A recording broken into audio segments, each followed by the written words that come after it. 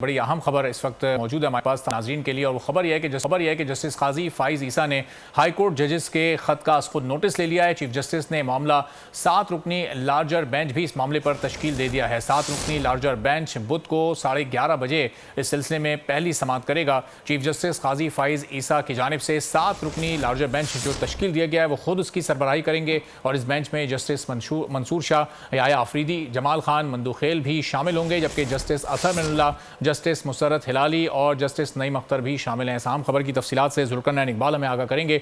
जुल्करनैन, बताइएगा, यह खुद नोटिस ले लिया गया है, बुध को पहली समाअत होने जा रही है? जुल्करनैन इकबाल से भी हम रब्ता करेंगे और उनसे मज़ीद तफसीलात जानेंगे। यह खुद नोटिस लिया गया है। 7 रुकनी लार्जर बेंच अब जजेस के ख़त के मामले पर जस्टिस काजी फ़ाइज़ ईसा की जानिब से तश्कील दिया गया है, जिसकी सरबराही वो खुद करेंगे। 7 रुकनी लार्जर बेंच बुध को 11:30 बजे इस सिलसिले में पहली समाअत करेगा। इस्लामाबाद के हाई कोर्ट के जजेस की जानिब से ख़त लिखा गया था सुप्रीम जुडिशल काउंसिल और चीफ जस्टिस के नाम, जिस पर अब चीफ जस्टिस की जानिब से खुद नोटिस लिया गया है। जस्टिस मंसूर अली शाह, याया आफरीदी, जमाल खान मंदूखेल, जस्टिस अतर मिनुल्लाह, जस्टिस मुसर्रत हिलाली और जस्टिस नईम अख्तर इस बेंच में शामिल हैं। सब्सक्राइब करें और बेल दबाएं ताकि कोई खबर रह न जाए।